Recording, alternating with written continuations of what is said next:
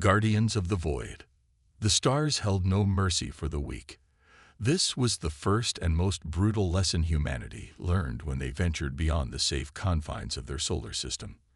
The galaxy was ancient, filled with civilizations that had been conquering, expanding, and subjugating for millennia before humanity had even mastered fire. Commander Elena Sorokin stood on the bridge of the UES Sentinel, her dark eyes fixed on the tactical display where dozens of red markers swarmed like hungry predators. The Vex Imperium had arrived, just as their intelligence suggested they would. The aliens were methodical in their conquest. They had been for the last 3 centuries, as they expanded their territory across the galactic arm. "Status report," Elena demanded, her voice steady despite the tension coiling in her chest. Lieutenant Cato adjusted his neural interface, the blue light reflecting off his determined features.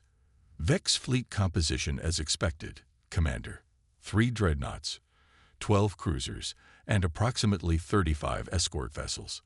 Their trajectory confirms they're headed for Iridia." Elena nodded grimly. Iridia, home to a peaceful, technologically modest species that had only recently achieved faster-than-light travel.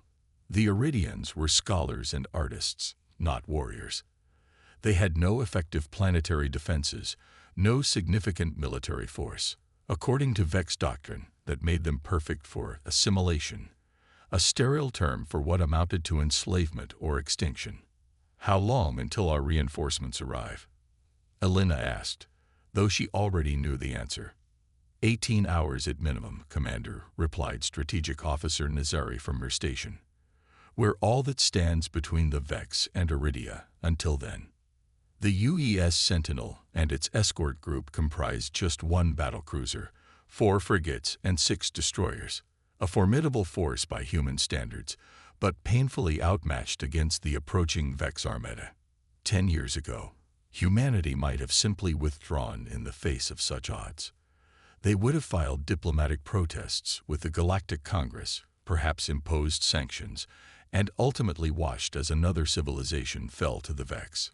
But that was before the Battle of Proxima Centauri, before humanity learned what it meant to fight not just for territory or resources, but for the right to exist at all. Elena had been a junior officer on the UES, defiant during that battle.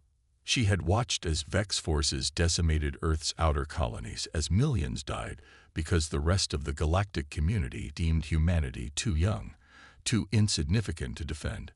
The survivors of those colonies still bore the neural implants the Vex used to control their slave forces. "We will hold this line," Elena said, her voice carrying across the bridge. "Inform all ships to prepare for combat operations. Deployed extended sensor arrays and prepare to execute Battle Plan Theta 9. Cato looked up, surprise evident in his eyes. "Theta 9, Commander. That's a high-risk maneuver with our current numbers." "The Vex expect us to retreat, Lieutenant. They don't believe we'll sacrifice ourselves for another species." Elena's lips curved into a grim smile. "That's their mistake. Humans don't abandon those who cannot defend themselves. Not anymore." Strategic Officer Nazari began transmitting orders to the other ships in their small fleet. On the tactical display, the blue markers representing human vessels began shifting formation, spreading out in a configuration that would appear chaotic to most observers.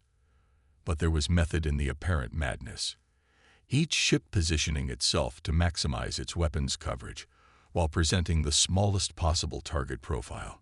"Commander," Communications Officer Chen interrupted, "we're receiving a transmission from the Iridian High Council." "On screen," Elena ordered. The view screen flickered, revealing an Iridian elder. Their iridescent scales gleamed under the council chamber lights, 6 eyes blinking in rapid succession, a sign of extreme distress in their species. "Commander Sorokin," the elder spoke, their translator converting the musical tones of their language to standard English. "Our long-range sensors have detected the Vex fleet. They come with more ships than we anticipated." "High Elder Talus," Elena acknowledged with a respectful incline of her head. "The United Earth Fleet stands with Iridia as promised. We've deployed our forces to intercept the Vex before they reach your orbital defense perimeter. Your courage honors us, Talus replied, their head frills vibrating with emotion. But we have received the evacuation projections. Even with your assistance, we cannot move our entire population to safety before the Vex arrive. Millions will still be here when the Vex will not reach your homeworld. Alina interrupted, conviction hardening her voice.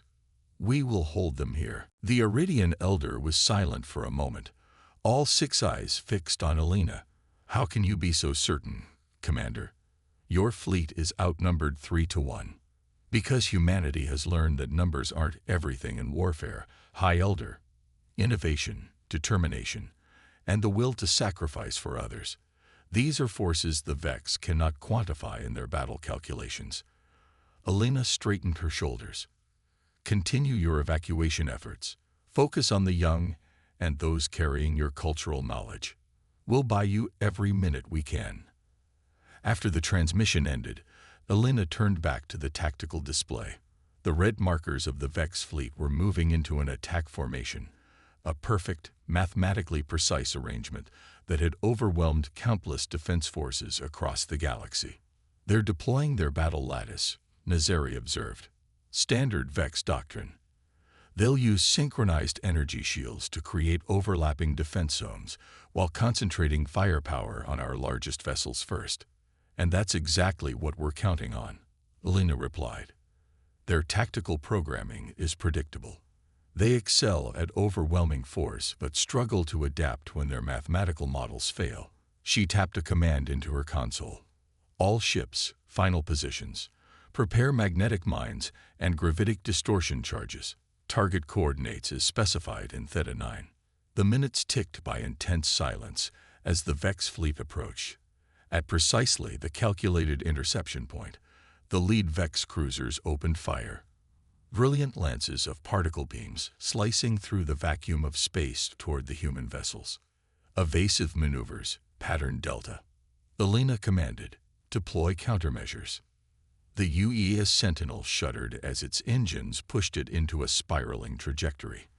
Across the formation, human ships danced in seemingly random patterns, confounding the Vex targeting systems. Simultaneously, hundreds of small objects ejected from the human vessels, drifting innocuously in space.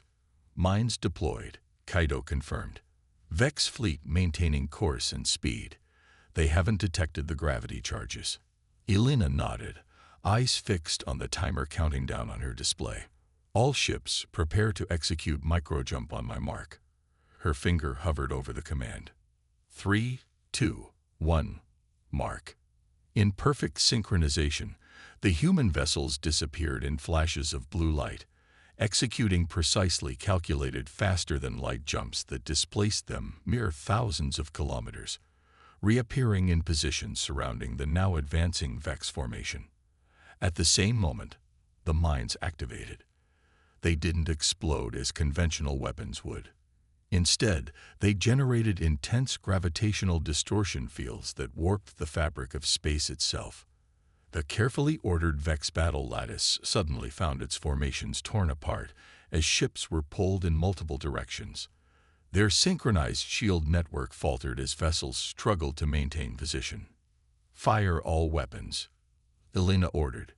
Target their exposed shield generators and propulsion systems. From all directions, the human ships opened fire. Railgun projectiles accelerated to relativistic speeds, tore through suddenly vulnerable Vex hulls.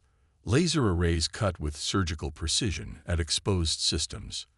Missile salvos overwhelmed point defense networks struggling to recalibrate after the gravitational distortions. 3 Vex escorts detonated in rapid succession, their reactor containment fields failing catastrophically. A cruiser listed, venting atmosphere and debris. For a moment, it seemed the daring human stratagem had achieved the impossible. Then the largest Vex dreadnought shifted position. Massive armored plates retracted from its bow, revealing a circular aperture that began to glow with intense blue-white energy. New energy signature detected. Kaido shouted, alarm evident in his voice.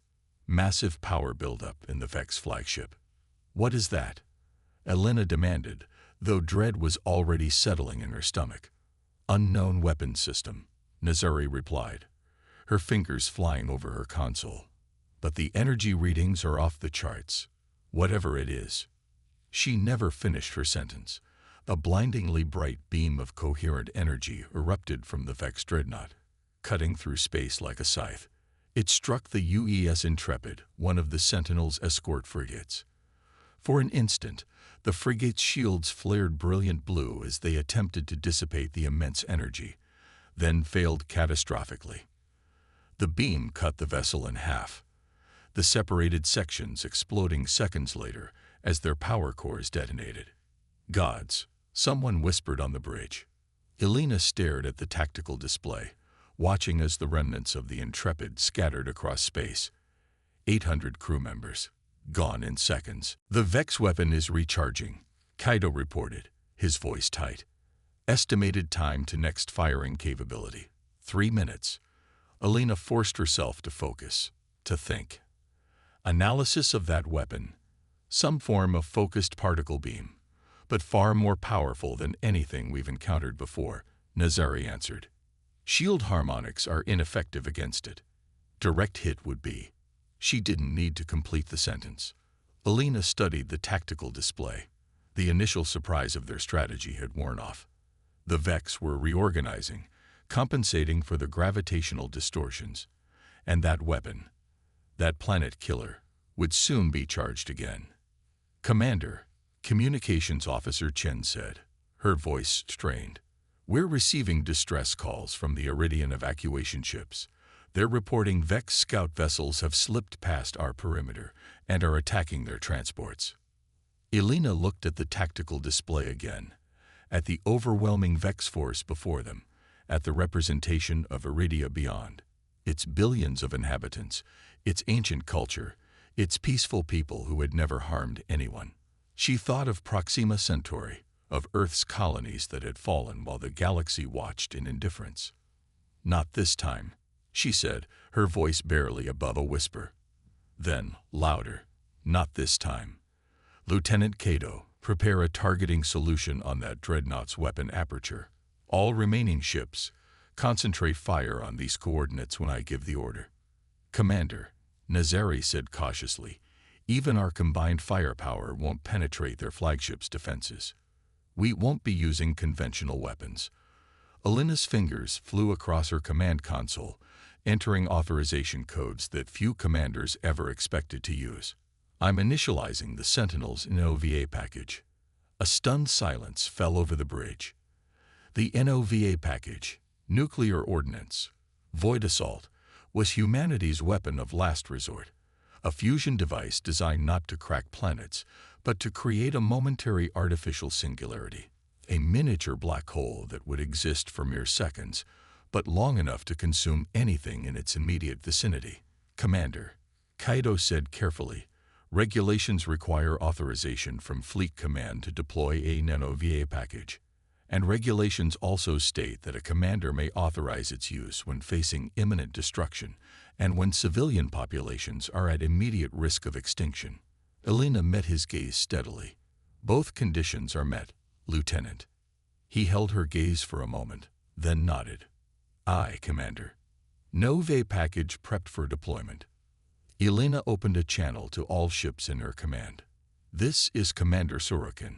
The Vex have deployed a weapon of mass destruction, capable of destroying our fleet and subsequently the Iridian homeworld. We cannot outgun them conventionally. Therefore, I am authorizing deployment of the Sentinel's NOVA package. She paused, knowing what she was asking of her crews. Our mission is to deliver the package directly to the Vex flagship's weapon aperture when it opens to fire again. This will require a ship to approach within minimum safe distance of detonation. Another pause. I will pilot the delivery vessel myself. Protests immediately erupted over the comm channel, but Elena continued. This is not open for discussion. The Sentinel will deliver the package. All other vessels will create a diversion to draw fire away from our approach vector, then withdraw to minimum safe distance. Her voice softened slightly. It has been my honor to serve with each of you. Humanity will remember what happened here today. The Iridians will live because of your courage. As she closed the channel, Kaido stepped forward. Commander, I must formally object. As first officer, it's my duty to undertake high-risk operations to preserve chain of command. Elena shook her head. Objection noted and overruled, Lieutenant. You'll take command of the fleet after. An alarm cut through their conversation. Vex weapon powering up again. Nazari called out. Targeting solutions indicate they're aiming for the Iridian evacuation corridor. Elena's decision crystallized in that moment. All hands, prepare for emergency maneuvers. Helm, plot intercept course with the Vex flagship. Weapons, prepare to deploy NOVA package on my command. As the Sentinel's engines roared to life, propelling the battle cruiser toward the heart of the Vex formation, Elena felt a strange calm settle over her. Across the stars, countless civilizations had fallen to the Vex and other predatory empires because no one was willing to stand against them. Because defending the weak was deemed too costly, too risky. Humanity had learned differently. They had learned that some principles were worth fighting for, worth dying for. The Vex dreadnought loomed larger on the view screen, its weapon aperture beginning to glow with that terrible blue-white energy again. For Earth, Elena whispered. For Iridia. For all those who cannot defend themselves. She gave the order to fire. Defiance among the stars. The NOVA package never detonated. As the UES Sentinel accelerated toward the Vex dreadnought, weapons primed and ready to deliver humanity's final argument, the impossible happened. Space itself seemed to tear open in a riot of prismatic light. Through this newly formed rift poured ships of elegant organic design, vessels that curved and undulated like living creatures rather than machines of war.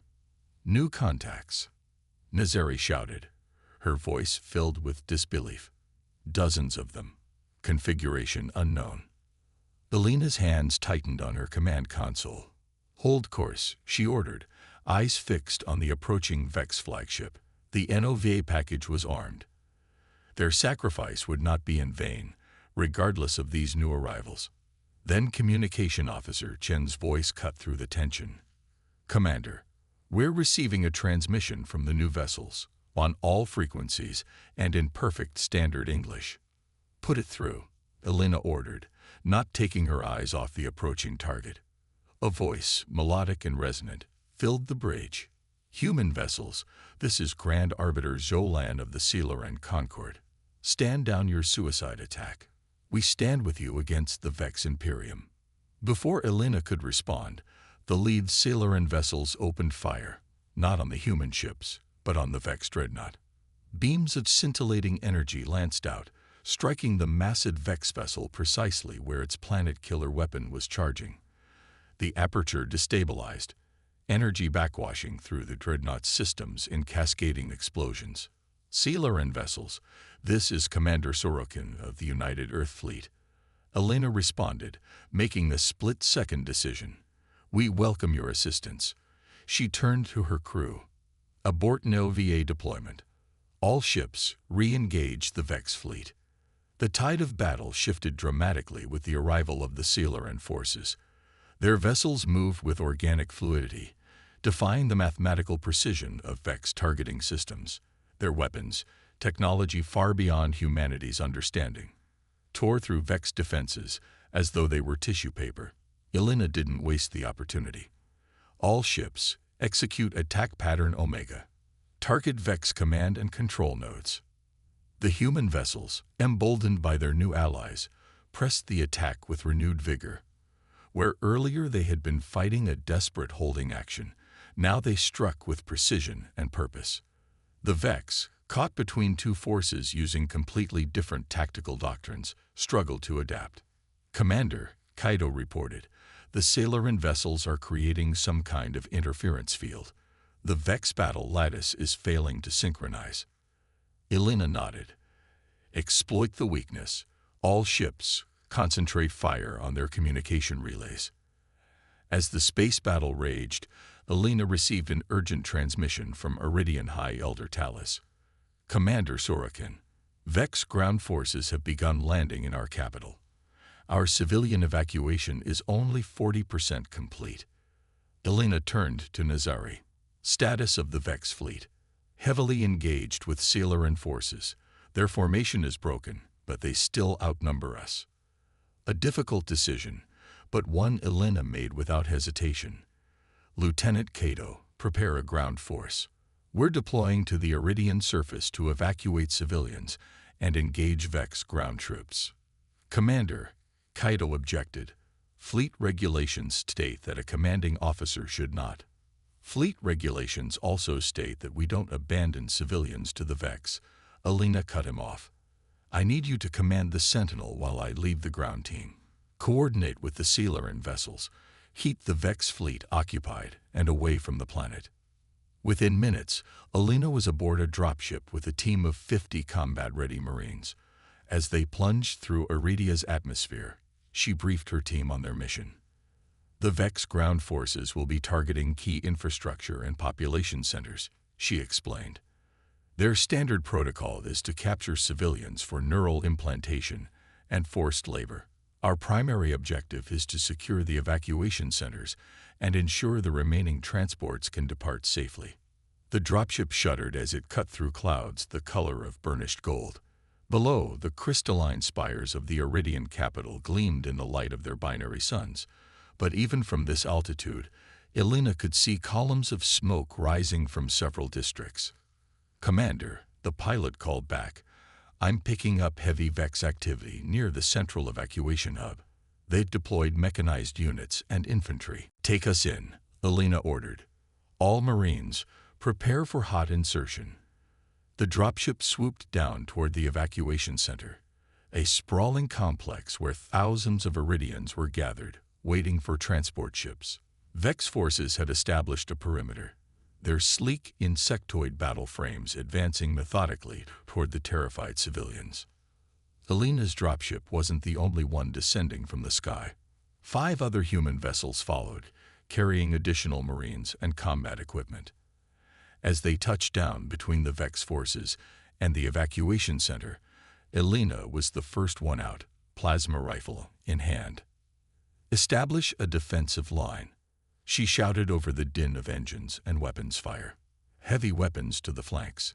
Medics, assist Iridian casualties. The Marines moved with disciplined precision, deploying portable energy shields and setting up firing positions. The Vex, detecting the new threat, immediately diverted forces to engage the humans. Elena found herself face to face with an Iridian security coordinator, their scales shifting to a pale blue of distress. Commander, we have nearly 15,000 civilians in this complex alone. The transports cannot land while the Vex have anti-aircraft positions active. Where are these positions? Elena demanded. The Iridian projected a holographic map from a device on their wrist. Here, here, and here. 3 emplacements on the surrounding highlands. Elena nodded. I'll handle it. She activated her comm unit. Sergeant Reynolds, I need your squad. We're taking out those anti-aircraft guns. As the Marines held the defensive line, Elena led a small strike team through the side streets of the Iridian capital. The architecture was unlike anything on Earth. Buildings that seemed to grow from the ground itself, composed of living crystal that hummed with subtle energy. Now many of these beautiful structures were shattered or burning, victims of the Vex assault. They encountered resistance at the first anti-aircraft position, a squad of Vex battle frames guarding a sleek angular weapon platform. The aliens moved with unnatural synchronization, their movements precise and economical. Standard formation. Elena whispered to her team. EMP grenades on my mark, then concentrated fire on their central processing units. The skirmish was brief but intense. The Marines' EMP grenades temporarily disrupted the Vex battle frame's coordination, allowing the strike team to pick them off one by one. Elena personally planted demolition charges on the anti-aircraft gun, setting the timer for 60 seconds. 1 down, 2 to go, she said as they withdrew, the explosion blooming behind them like an artificial sun. In orbit, Lieutenant Cato was coordinating the space battle with unexpected skill. The Sentinel's weapons blazed continuously, targeting vulnerable points in the Vex vessels that the Sailoran attacks had exposed. The bridge crew worked with frantic efficiency, adapting to the Sailoran tactics and finding ways to complement their new allies' strengths. "Sir," the sensor operator called out, "the Vex flagship is attempting to withdraw. They're opening a jump point." Cato's eyes narrowed. "Not today. Contact the Sailoran command vessel. Request they target these coordinates." He highlighted a section of the Vex dreadnought's engine housing. "If we can hit it together, we can disable their FTL capability." The gambit worked. As the Sailoran and human weapons converged on the target, the Vex dreadnought's jump drive overloaded in a spectacular cascade of energy. The massive vessel listed to one side, power fluctuations visible across its hull. "They're sending out a distress signal," communications reported. "In the clear, not encoded. They're requesting assistance." Cato allowed himself a grim smile. "The hunters becoming the hunted. Keep pressing the advantage." Back on the planet's surface, Alina's team had neutralized the second anti-aircraft position and was approaching the third when her comm unit crackled to life. "Commander," Cato's voice came through, distorted by atmospheric interference. "The tide has turned in orbit. The Vex fleet is in disarray. Their flagship has been disabled." "Good work, Lieutenant," Alina replied, ducking behind cover as Vex energy weapons fired overhead. "We've almost secured the evacuation zone. Have transports standing by." The final anti-aircraft position was the most heavily defended, with over a dozen Vex battle frames and what appeared to be a commanding unit, taller than the others, with more elaborate armor plating. As Alina studied the position through binoculars, she noticed something disturbing. "They're setting up some kind of device," she told her squad. "Could be a bomb or a mass neural implantation unit. Either way, we need to take it out immediately." "Frontal assault would be suicide, Commander," Sergeant Reynolds observed. "They've got overlapping fields of fire and high ground." Alina nodded, thinking quickly. "We don't go in the front. We go in from above." She pointed to a crystalline structure that arched over the Vex position. "That's load-bearing crystal. Iridian architecture uses resonance physics. Hit it at the right frequency, and the whole thing comes down." The plan was risky but effective. As sonic disruptors tuned to the exact frequency of the iridian crystal activated, the elegant arch shattered, raining massive shards down on the Vex position. In the confusion, Alina's team attacked, throwing everything they had at the dazed enemy forces. The Vex commander was the last to fall, Alina's plasma rifle burning through its central processing core after a brutal close-quarters fight had left her with a nasty gash across her shoulder. As the alien machine collapsed, Alina approached the device it had been assembling. "What is it?" Reynolds asked, keeping his weapon trained on the fallen Vex. Alina examined the mechanism carefully. "It's a beacon of some kind. They were calling for reinforcements." She quickly set to work disabling it, removing key components and setting demolition charges. With the anti-aircraft positions neutralized, evacuation transports began landing at the civilian gathering points. Alina coordinated with Iridian authorities, ensuring the most vulnerable were evacuated first. Children, elders, cultural leaders, and essential knowledge keepers were prioritized. As the last transport prepared to lift off, Alina received a transmission from orbit. It was Grand Arbiter Zolan of the Sailoran Concord, requesting a meeting. "The Vex fleet has been neutralized," the Sailoran leader informed her, their image flickering on Alina's comm device. "I would speak with you, Commander Sorokin. Your tactics and courage have impressed us greatly."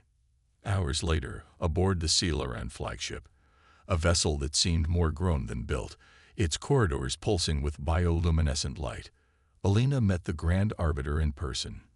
Zolan was tall and slender, with 4 arms and iridescent skin that shifted colors with their emotions. Their eyes, large and faceted like those of Earth's insects, regarded Elena with unmistakable respect.